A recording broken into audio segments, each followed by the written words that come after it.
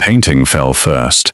It crashed off the wall of the great hall during the ball, and the frame cracked hard against the floor, just as the eldest sister smiled at the crowd and pointed toward the young woman standing alone beside the musicians. Laughter swept through the hall before the broken glass stopped rolling. "There she is," someone whispered loudly enough for every noble guest to hear. "The ugly sister." Dozens of eyes turned toward Miss Dorothea Blythe, not because she had caused any trouble, but because she had carried that cruel name for so many years that people said it as though it were the one written on her birth record. She had stepped back from the falling frame and caught the broken glass across her palm. Blood welled through her fingers before she could stop it. She tore a strip of cloth from the hem of her petticoat and wound it tight around her hand, while the room watched her do it herself. Her sister laughed behind a gloved hand and called out that even the family portraits could not bear to look at her. From the gallery above, the newly returned Duke of Blackmir had not looked once at the glittering crowd below him. He had been watching only the woman everyone else had already decided was unworthy of notice.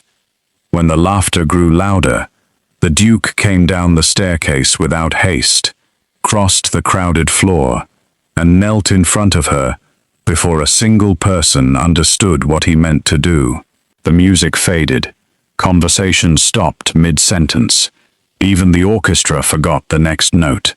Instead of greeting the celebrated beauty waiting nearby, with her practiced smile ready, the Duke took the wrapped hand in his own and asked who had let her bleed alone in a room full of people.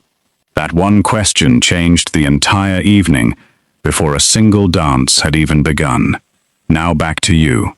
If you had been standing in that ballroom, would you have followed the crowd's opinion of her? Or would you have wondered why the Duke could no longer take his eyes off the woman everyone dismissed? Tell me which beautiful part of the world you're watching from tonight. And if you enjoy timeless Duke romances full of unexpected turns, subscribe now, because what happened after that moment proved every guest in that hall wrong about her. After the painting fell, Blythe's sister smiled at the crowd and pointed toward the young woman standing alone beside the musicians. Laughter swept through the hall before the broken glass stopped rolling across the floor. Even though she had stepped back from the falling frame and caught the broken glass across her palm, blood welled through her fingers. She tore a strip of cloth from the hem of her petticoat, wound it tight around her hand, and said nothing, while the room watched her do it herself. Hester laughed, including a few of the younger ladies tittered along with her, though one or two exchanged uneasy glances, as if even they found the joke poorly timed. Their mother, Prudence Blythe, stood near the refreshment table, with a smile fixed so carefully in place it looked painted on. She did not move to help either daughter. Their father, Thaddeus Blythe, was deep in conversation with a merchant named Roderick Kane about a shipping contract that had occupied most of his attention for weeks, and he had not noticed the crash at all.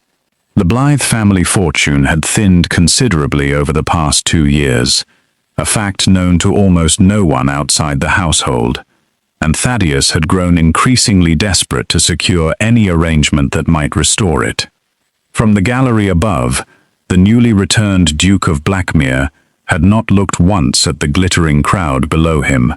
He had spent the better part of the evening watching only the woman everyone else had already decided was unworthy of notice.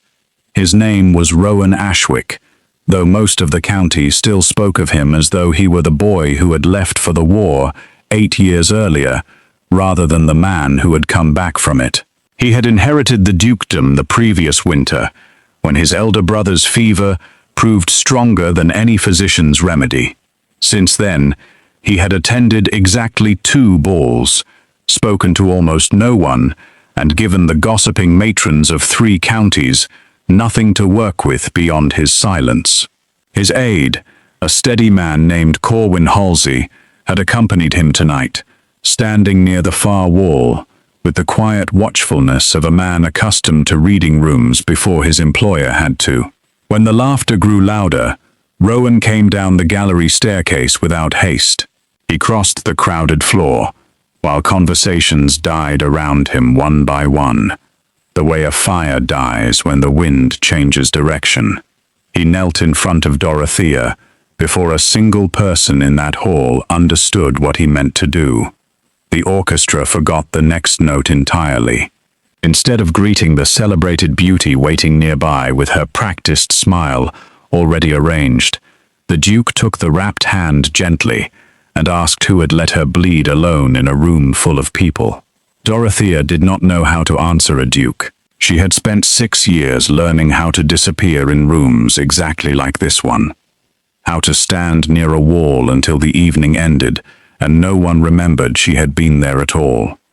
She pulled her hand back gently, not from anger, but because she did not trust what her voice would do if she tried to use it. "It is only a small cut, Your Grace," she said. "I am quite well." "You are bleeding through cloth you tore from your own petticoat," he said. "That is not well. That is enduring." A ripple of murmurs moved through the crowd.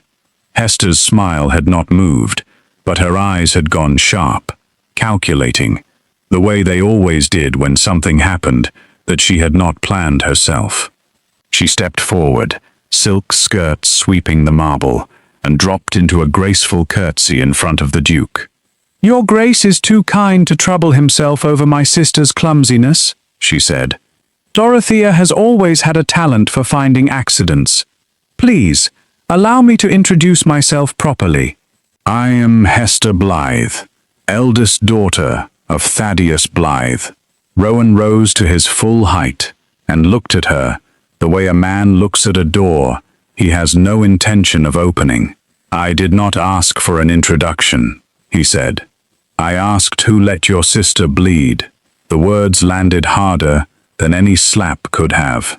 Prudence appeared at her eldest daughter's shoulder within seconds, her painted smile faltering for the first time all evening.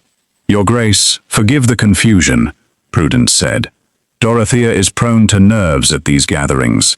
She is not accustomed to attention." "She is accustomed to none of it," Rowan said. "That much is clear enough." Behind Prudence, a stout woman in a feathered headdress leaned toward her neighbor and whispered something behind a fan. This was Lady Osgood, an aunt by marriage who had attended every Blythe function for a decade and never once missed an opportunity to comment on either daughter's prospects. Her whisper traveled faster than the orchestra could recover its rhythm, and within a minute, half the room had heard some version of what the Duke had said and done. Rowan turned back to Dorothea, and something in his expression softened, though his voice remained even. "Would you permit me to have my physician look at your hand properly? I would not have you attend the rest of the evening with a wound wrapped in torn linen." Dorothea felt the weight of every gaze in the room pressing against her skin. She had learned long ago that attention, for her, usually arrived dressed as ridicule. She did not know what to do with attention that arrived dressed as concern. "That is not necessary, Your Grace," she said. "Truly. Humor me," he said. "I have been accused of stubbornness by better men than myself, and I intend to earn the reputation tonight." A few nervous laughs broke through the crowd, uncertain whether laughter was permitted. Rowan offered his arm, not toward the dance floor, but toward a side corridor where a physician had been stationed for the evening in case any guest required attention. Dorothea hesitated only a moment before she accepted it, aware of Hester's stare burning into her back the entire way. As they walked, Corwin Halsey fell into step, a respectful distance behind them, his eyes scanning the corridor out of old habit rather than any real concern. He had served Rowan since the war, and had grown used to his employer's silences, though he had never once seen him cross a crowded room the way he just had. He filed the observation away without comment, the way he filed most things. and took up a position outside the physician's door once they reached it. The physician's room was small and quiet, a stark contrast to the noise still spilling from the ballroom down the corridor. Dorothea sat on a low stool, while an elderly man named Dr. Pemberton unwound her makeshift bandage and examined the cut with careful hands. "Shallow, thankfully," Dr. Pemberton said. "It will sting for a few days, but it will heal clean if kept covered." Rowan stood near the window, arms folded, watching the process with an intensity that made Dorothea's skin feel warm, despite the cool evening air drifting through the glass. "You did not need to accompany me here, Your Grace," she said, once the physician had begun wrapping her hand properly. "I am aware," Rowan said. "I chose to regardless. Most men in your position would not trouble themselves over a cut palm. Most men in my position have not spent 8 years watching soldiers bleed to death from wounds smaller than yours," he said. "I have grown particular about blood being treated with the seriousness it deserves." The words settled over her differently than she expected. She had assumed, as most people did, that his silence in society meant he thought himself above it. She had not considered that his silence might mean something else entirely. "You were at war," she said, not quite a question. 8 years, he confirmed. "I did not expect to inherit this title. My brother was meant to hold it far longer than he did. I am sorry for your loss, Your Grace." "Everyone says that," he said. "Few mean it the way they say it." "I mean it," Dorothea said, surprising herself with certainty in her own voice. "Losing someone you did not expect to lose changes the shape of a person. I know that shape well enough." Something shifted in his expression, a flicker of genuine curiosity rather than polite interest. "You have lost someone." "My grandmother," she said. "She raised me more than my mother did. She died 3 winters ago, and this house has felt colder since." "What was her name?" "Temperance," Dorothea said. "She used to say that a house full of noise was not the same as a house full of warmth, and I did not understand what she meant until she was gone." Dr. Pemberton finished the bandage and excused himself quietly, leaving the two of them alone, with only the distant sound of the orchestra drifting through the walls.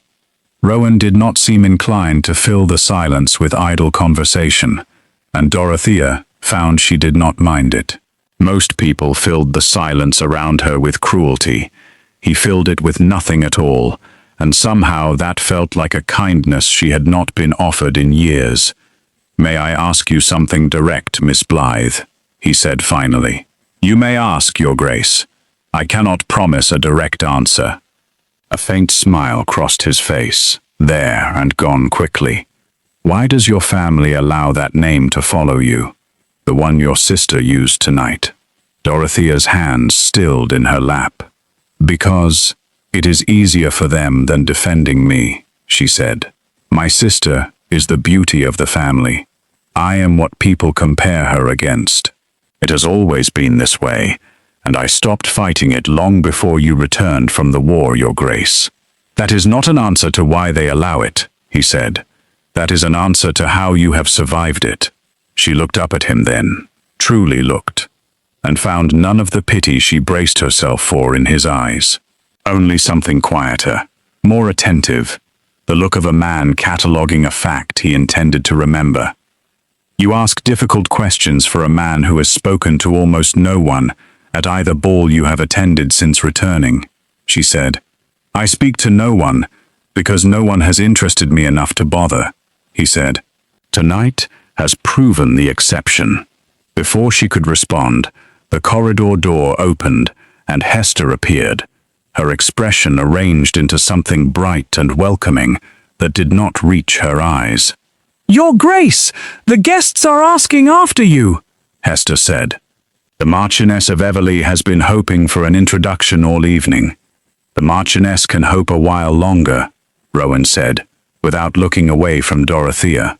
"I am not finished here." Hester's jaw tightened, though her smile held. Of course, Your Grace. I only meant to be helpful. Then be helpful by fetching your sister a cup of tea, he said. She has lost enough blood for one evening. She should not lose her strength as well. Hester left the room with far less grace than she had entered it, and Dorothea fought the urge to laugh at the sight of her sister being sent away like a servant. It was a small thing, perhaps, but it was the first time in years that anyone had spoken for her instead of over her.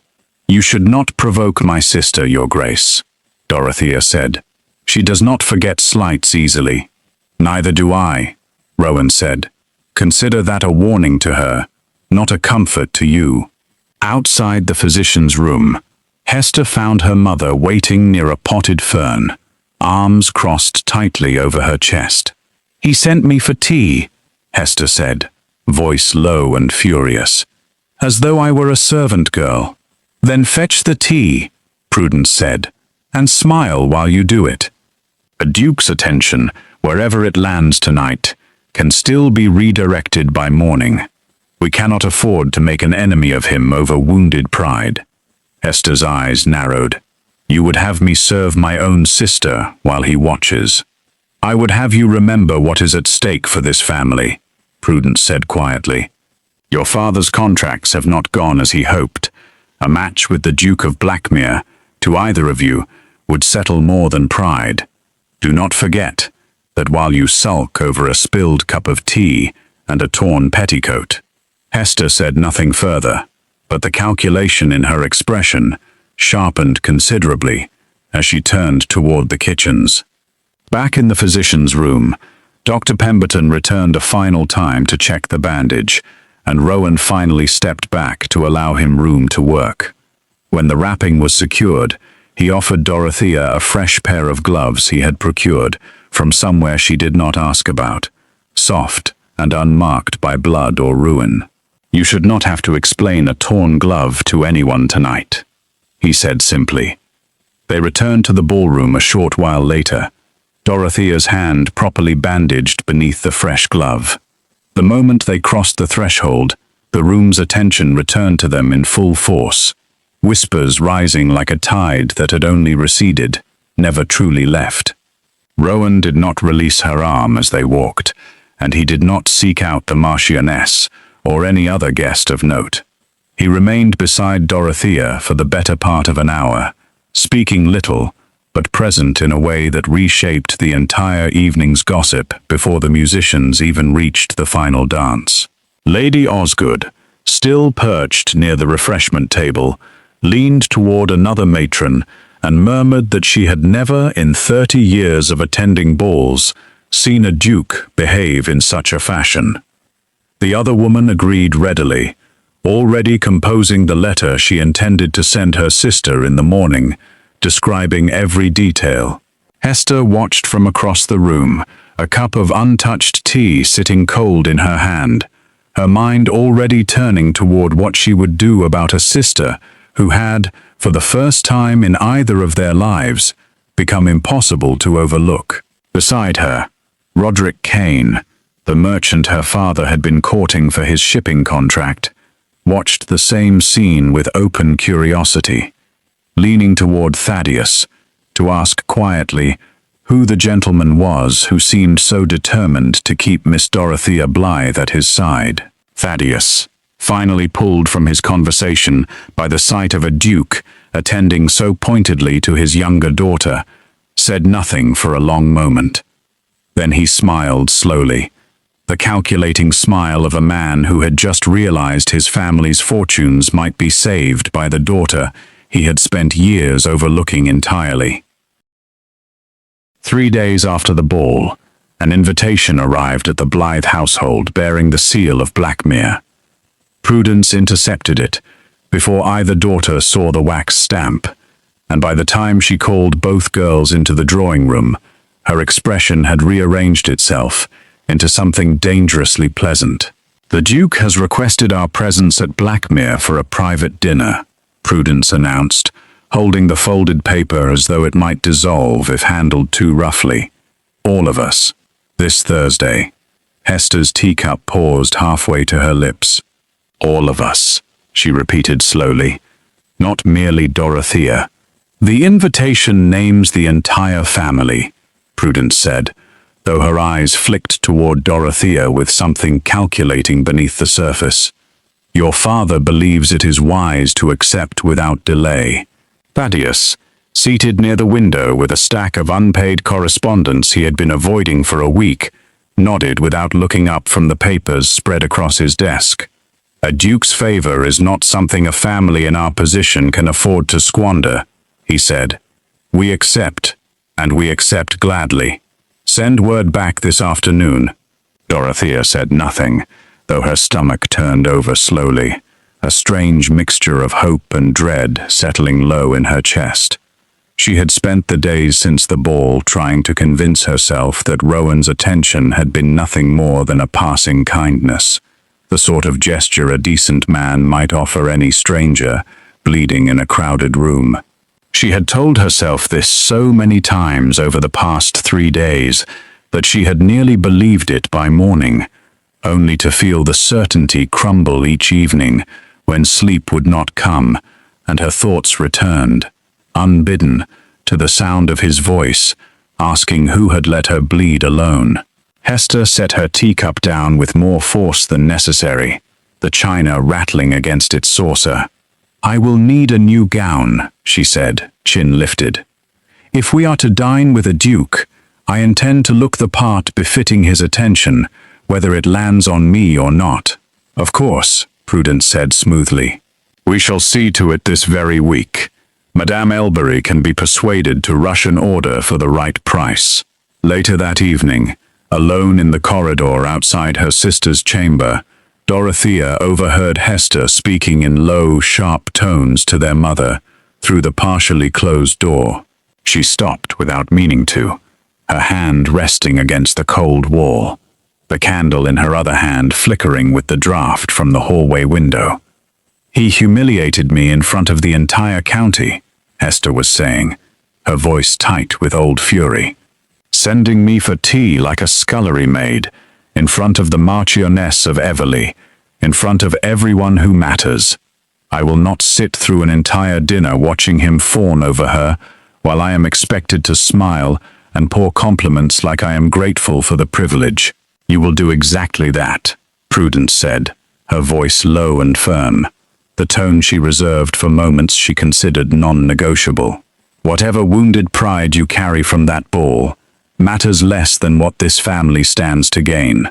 Your father's contracts have collapsed twice this year. The mill investment failed entirely in the spring, and the second shipping venture has yielded nothing but losses. If the Duke's interest can be turned toward a match, either yours or hers, we cannot afford to let pride ruin it. And if his interest does not turn toward mine? Hester's voice had gone quieter, though no less sharp. There was a pause long enough that Dorothea nearly stepped away from the door, certain the conversation had ended. When Prudence spoke again, her voice had dropped lower still, forcing Dorothea to lean closer against the wall to catch the words. Then we find another way to make ourselves useful to him, Prudence said. There are more paths to security than marriage, Hester.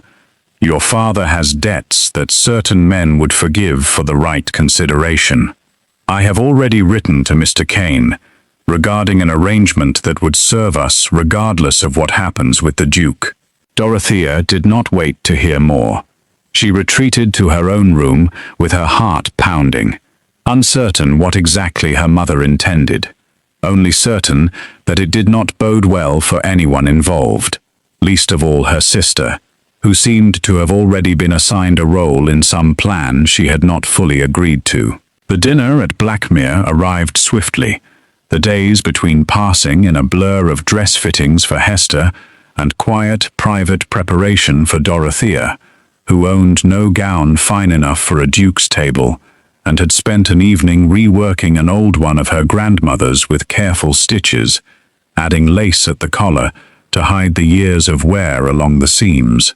The estate itself surprised her, not for its grandeur, which was considerable, all pale stone and towering windows catching the last of the evening light, but for its quiet. Portraits of Rowan's ancestors lined the halls in careful rows, though she noticed several gaps where frames had clearly been removed, the wallpaper beneath them a shade darker than the rest. Ghostly outlines of grief he had not yet found the strength to fill again. "My brother's portraits," Rowan explained, catching her gaze as he led the family toward the dining hall. "I could not look at them for the first several months after he passed. I have not yet decided whether to hang them again, or whether I ever will." "I am sorry," Dorothea said quietly, falling half a step behind the rest of the family as they walked. "That must be a difficult decision to sit with, every single day in your own home." "It is easier tonight than it has been in some time," he said, and did not elaborate further, though something in his tone suggested he meant it plainly, without flourish or performance for the benefit of onlookers. Dinner proceeded with the stiff formality such occasions demanded, Thaddeus attempting conversation about shipping routes that Rowan answered with polite but minimal interest, Prudence steering every possible topic toward her daughter's accomplishments, with the practiced ease of a woman who had rehearsed such conversations for years. Hester laughing a fraction too loudly at anything approaching humor, her eyes darting toward Rowan after each laugh, to gauge whether it had landed as intended. Dorothea said little, accustomed to the rhythm of being overlooked at her own family's table, and found herself surprised each time Rowan directed a question specifically toward her, drawing her back into a conversation she had assumed she was meant to sit outside of, the way she always had. It was Corwin Halsey, seated near the far end of the table, who first noticed the servant hovering too long near the sideboard, listening rather than serving, his tray forgotten at his side, while his attention remained fixed on the family's conversation. Corwin said nothing at the time, filing the observation away as he had learned to do throughout years of careful service, though his eyes tracked the man's movements for the remainder of the meal, noting the moment he slipped from the room shortly after Prudence mentioned Mr. Kane's name in passing. After dinner, while the older members of both families retired to the drawing room for tea, Rowan asked Dorothea if she would care to see the gardens before the evening grew too cold. She agreed, aware of Hester's sharp glance following them as they departed through the terrace doors, a glance that lingered a moment too long to be simple curiosity. The gardens at Blackmir were less formal than she expected, wild in places where careful hands had clearly once tended them, and now let nature take a gentler course, roses climbing untrimmed along an old stone wall, ivy creeping up the base of a dry fountain that had not run water in years. Rowan walked beside her without hurry, his hands clasped behind his back, matching his pace to hers without seeming to notice he had done so. "Your mother wrote to my steward yesterday," he said, after a long stretch of comfortable silence broken only by the crunch of gravel beneath their feet, requesting an audience regarding a private matter she declined to specify in the letter itself. Dorothea's steps faltered slightly. "I know nothing of that, Your Grace." "I did not assume you did," he said. "I only tell you because I do not believe in conducting business behind a person's back when that business concerns them directly, and I suspect, given the timing, that it concerns you a great deal." "What sort of business could concern me?" "I do not yet know," he admitted, "but I intend to find out before Thursday's dinner becomes a pattern rather than an occasion, and before anyone decides my intentions on my behalf." They reached a stone bench near a dormant rose garden, and Rowan gestured for her to sit, before lowering himself beside her, close enough that she could feel the warmth of him, despite the evening chill settling over the grounds. "May I tell you something I have not told anyone since returning from the war?" he said, his voice quieter now, stripped of the formal cadence he had used at dinner. "You may." "I did not expect to feel anything again," he said. "Not joy, not interest, not warmth toward another person. The war left certain things numb in me that I assumed would remain that way permanently. A kind of quiet, I had grown almost comfortable inside. Then a painting fell in a crowded ballroom, and a young woman wrapped her own wound in torn linen rather than ask a single soul for help, and something in me that I believed dead simply was not. Dorothea's breath caught, her heart beating too loudly in her own ears. She had spent years learning not to hope for exactly this kind of moment, certain that hope only sharpened the eventual disappointment when it inevitably arrived. "You should be careful with words like that, Your Grace," she said softly. "They mean a great deal to someone who has heard very few kind ones in her life." "Then I will be careful to mean every one of them," he said, turning to face her fully. "I do not offer words I have not weighed first." Inside the drawing room, Hester sat rigid on a velvet settee, watching the terrace doors with an expression that had curdled somewhere between jealousy and calculation. Prudence, seated beside her, spoke in a whisper only Hester could hear, over the quiet clink of teacups around them. "We cannot allow this to continue unchecked," Prudence murmured, her fan moving in slow, deliberate strokes. "If he means to court her rather than you, we require a different arrangement to secure this family's future before the season ends and every eligible prospect is claimed by someone else's daughter." "What arrangement?" Hester asked, though her tone suggested she already suspected the answer and dreaded it in equal measure. Prudence's gaze slid toward Roderick Kane, who had arrived separately that evening at Thaddeus's invitation, and now stood near the fireplace, discussing trade routes with a bored expression, his fingers absently turning a signet ring on his smallest finger. "Mr. Kane has expressed considerable interest in a match," Prudence said.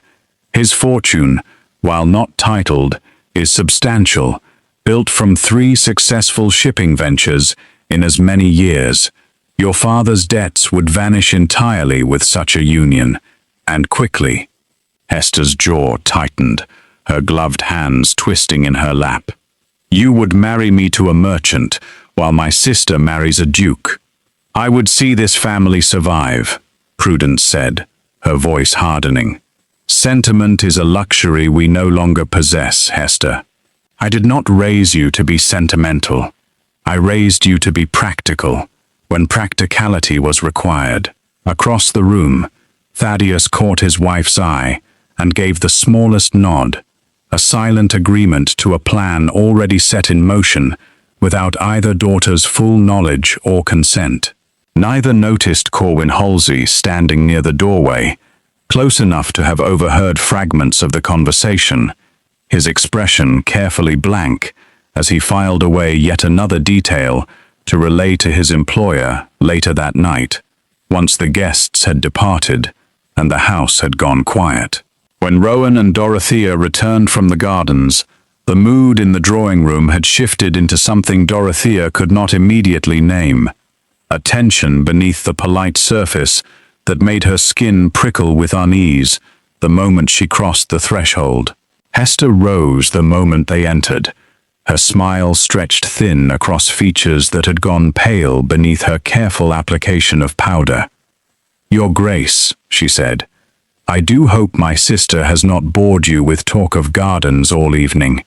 She has always preferred solitude to company, even as a girl." "I found the company excellent," Rowan said evenly, his eyes not leaving Dorothea's face. "Solitude, when shared, ceases to be solitude at all, Miss Blythe. Perhaps you might discover that yourself one day." Prudence stepped forward smoothly, redirecting the conversation before her eldest daughter could respond with something sharper than the room could politely absorb. "Your Grace, we would not wish to overstay our welcome. Perhaps we might discuss a return visit, at your convenience, before the season progresses further." "I would welcome it," Rowan said, "though I confess, my convenience is rarely the deciding factor in such matters, and I suspect it will matter less as the weeks continue." As the evening drew to its close, and the Blythe carriage was brought round, Rowan walked Dorothea to the door personally, leaving the rest of the family to gather their things under Prudence's brisk direction, her voice sharp with instructions about gloves and shawls that nobody had misplaced. "I meant what I said in the garden," he said quietly, low enough that only she could hear, over the sound of the horses shifting in their harnesses outside. "I know," she said. "I am only uncertain what to do with the meaning I have never been given before, Your Grace. It is not a thing I know how to hold." "You need not do anything with it tonight," he said. "Only know that it exists, and that I do not intend to take it back, whatever your family decides to do about it."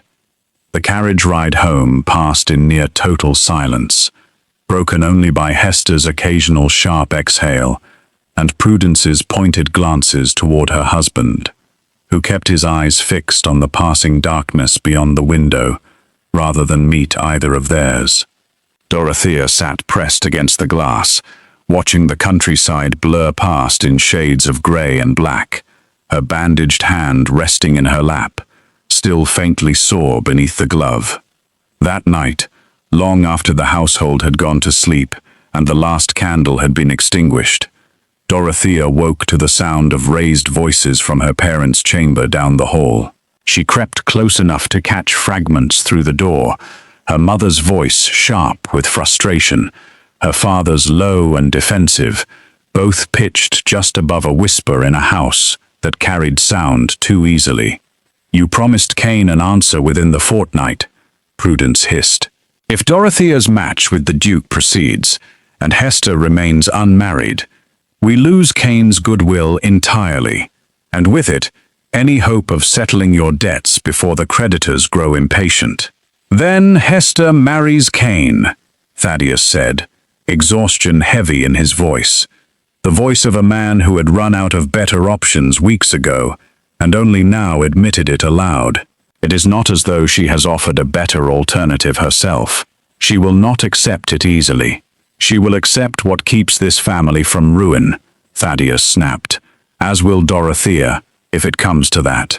A duke's interest can vanish as quickly as it arrives, Prudence. We cannot build this family's survival on a man's passing fascination with a girl he has known less than a week." Dorothea backed away from the door slowly, her heart hammering against her ribs. The warmth Rowan's words had left in her chest, curdling into something colder and heavier. She returned to her room and sat by the window for a long while, staring out at the dark garden below, wondering how much of what waited ahead of her would be her own choice, and how much had already been decided by people who had never once asked what she wanted for herself, only what she could be traded for. By morning, Hester had composed herself into something sharper than jealousy, a quiet, deliberate resolve settling behind her eyes as she dressed for the day, refusing her maid's help with the buttons and doing them herself with quick, angry fingers.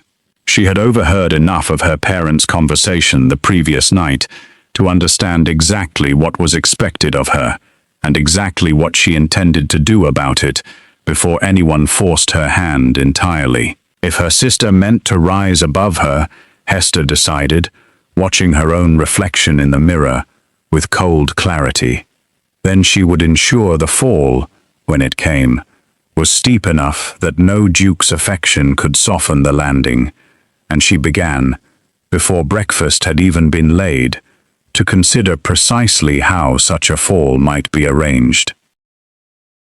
The letter arrived on a grey morning, delivered not to Dorothea's hand, but slipped beneath her door, sometime before dawn, unsigned, written in a careful hand that did not belong to anyone in her household. She read it twice before the meaning settled fully. It claimed that Dorothea Blythe had once been promised in secret to a stable hand on a neighboring estate, that she had broken the arrangement only when a duke's fortune presented itself, and that any man considering her hand ought to know the truth before he made a fool of himself in front of the entire county. Her hands shook as she read it a third time. None of it was true, not a single word, but she understood immediately what it was meant to do, and who stood to gain from its spread. She found Hester in the breakfast room an hour later, seated with a cup of chocolate and an expression of practiced innocence that did not fool Dorothea for a moment. "Did you write this?" Dorothea asked, setting the letter on the table between them. Hester glanced at it without picking it up. "I have no idea what you mean. You are the only person in this house who would benefit from such a lie reaching the Duke before I had the chance to deny it myself. Perhaps you should ask yourself why anyone would need to invent stories about you at all," Hester said, her voice cool. "People rarely bother inventing cruelty for someone who has given them no material to work with." Dorothea left the room without another word, her chest tight with a fury she rarely allowed herself to feel. She had spent years absorbing her sister's cruelty in silence, telling herself it cost less than fighting back. She was no longer certain that was true. The letter, it turned out, had not gone only to her. Copies, or something close to them, had reached at least 3 households by the time news of it found its way back to Blackmir through the same gossip channels that had once carried whispers about the ugly sister crying in the garden after being denied her first invitation to a ball years earlier. Rowan learned of it from Corwin, who delivered the news with the same flat calm he delivered everything, though his jaw had tightened as he spoke. "A stable hand named Josiah Pratt," Corwin said. "No such man exists on any estate within 20 miles of the Blythe household. I have already confirmed it." "Then someone invented him," Rowan said. "Someone close to the family," Corwin said carefully. "The timing suggests as much." Rowan said nothing for a long moment, staring out the window of his study, at the grey afternoon, settling over the grounds. He had learned, over 8 years of war, to recognize the shape of a trap before it closed fully around him. This one had been built with more care than most, aimed not at him, but at the one person he had begun to believe he could not do without. He rode to the Blythe estate within the hour, arriving unannounced, a breach of etiquette he did not particularly care to apologize for. Prudence met him at the door with barely concealed panic, already aware of what had begun circulating through the county. "Your Grace, I assure you, whatever you have heard, I did not come to hear assurances," Rowan said. "I came to speak with Dorothea directly. She was in the garden when he found her, seated on the same stone bench where he had told her the truth about the war weeks earlier, her arms wrapped around herself against the cold. She looked up when he approached, and he saw immediately that she had been crying, though she had tried to hide it. "You have heard, then," she said. "I have heard a fabrication," he said, sitting beside her without asking permission, close enough that their shoulders nearly touched. "I did not come here to ask if it is true. I came here to tell you it does not matter to me whether it is true. It matters to everyone else," she said quietly. "It will matter to your family name, your reputation, everything you have worked to rebuild since returning from the war. My reputation survived 8 years of watching men die beside me," he said. "It will survive a stranger's lie about a man who does not exist." She turned to look at him fully, searching his face for the doubt she had braced herself to find. She did not find it. "I did not write that letter," she said. "I have never known a man named Josiah Pratt. I have barely spoken to a man outside my own household in years, Your Grace, let alone made secret promises to one." "I know," he said simply. "I did not need you to tell me that. I needed you to know that I already believed it before I arrived." Something in her chest loosened, a tension she had carried since dawn finally releasing. "Then why did you come?" "Because I intend to find whoever wrote it," he said. "And I intend to make certain the truth travels as far as the lie did, if not further." He did not need to search long. Corwin's inquiries led back, within 2 days, to a maid recently dismissed from the Blythe household, a young woman named Susan Prentice, who had been let go without wages after a dispute with Prudence over missing silver. She admitted, once confronted, that she had been paid to write and distribute the letter, though she claimed she had not known the woman who paid her, only that the coin had come wrapped in a note bearing no name, delivered by a boy from the village. "Describe the boy," Corwin said. Susan hesitated only a moment before describing a stable boy who worked, when work was available, for the Blythe household directly. Rowan arrived at the Blythe estate for the second time that week, with considerably less patience than the first. He found the entire family assembled in the drawing room, summoned by his own request, delivered an hour earlier, and he did not waste time on pleasantries once the door closed behind him. A letter accusing Miss Dorothea Blythe of a secret engagement to a man who does not exist was written and distributed by a dismissed servant of this household, he said, paid with coin, delivered through a stable boy, employed here directly. I would like to know which of you arranged it. Silence fell over the room. Thaddeus looked between his wife and eldest daughter with a dawning alarm, clearly hearing the accusation for the first time. Prudence's composure cracked at the edges, though she said nothing immediately. "This is absurd," Hester said finally, though her voice lacked its usual certainty. "Why would any of us seek to harm Dorothea's reputation?" "That is precisely the question I have been asking myself," Rowan said, turning to face her directly. "And I find I keep arriving at the same answer." "You accuse me on the word of a dismissed maid," Hester said, color rising in her cheeks. "I accuse you on the word of a stable boy who described you specifically when Corwin showed him a portrait from this household's own gallery," Rowan said. He did not hesitate for even a moment. Dorothea, standing near the window, felt something inside her go very still. She had suspected, but suspecting and hearing confirmed aloud were different weights entirely. "Why?" she asked quietly, the first word she had spoken since entering the room. "Why would you do this to me?" Hester's composure finally broke, years of carefully maintained superiority cracking apart at once. "Because you were never supposed to be the one anyone looked at," she said, voice rising. "I have spent my entire life being told I was the beauty of this family, the one who would secure our future, the one whose face was worth something. And then a painting falls, and suddenly a duke cannot look away from the sister everyone called ugly for a decade, and I am sent for tea like a servant in front of the entire county." "So you tried to destroy me instead," Dorothea said, her voice steadier than she felt. "I tried to remind everyone what they already believed about you before he arrived," Hester said. "I did not invent the name you carried, Dorothea. I only ever repeated what the world had already decided." "You repeated it because it was easier than defending me," Dorothea said.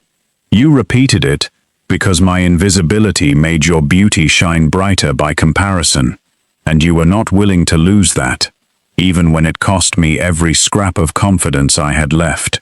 Prudence stepped forward, attempting to salvage what remained of the moment. "Your Grace, surely a family disagreement need not concern." "This was not a disagreement," Rowan said, cutting her off with a coldness that silenced the room entirely.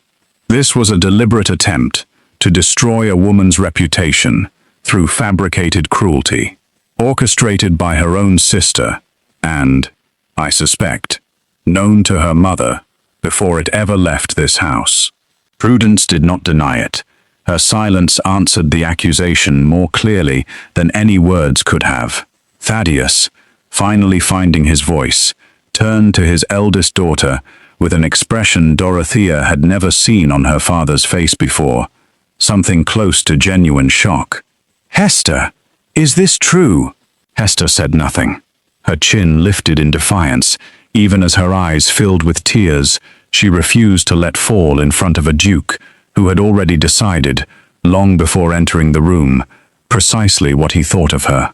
Rowan turned back to Dorothea, his expression softening entirely as he crossed the room to stand before her, ignoring the rest of the family completely. "I did not come here only to expose a lie," he said. "I came here because I intend to ask you something, and I did not want it delayed a single day longer by whatever cruelty your family chose to throw between us." Dorothea's heart pounded. "Your Grace, I have called you Miss Blythe for weeks now, when the truth is, I have thought of you as Dorothea since the night a painting fell and you knelt to clean broken glass, rather than let a servant take the blame," he said. "I do not care what name the county gave you before I arrived. I care only that you have been kind in a house that rewarded cruelty, patient in a family that mistook silence for weakness, and brave in ways no ballroom ever gave you credit for." He knelt then, in front of her family, in front of the mother who had never defended her, and the sister who had tried to destroy her, and took her bandaged hand gently on his own. "Marry me," he said, "not because your family requires it, not because society expects it, but because I have not felt whole since the war, until the moment I knelt beside you on that ballroom floor, and I do not intend to feel whole again without you beside me." Tears she had held back for weeks finally spilled over, though these carried none of the bitterness the letter had caused only days earlier.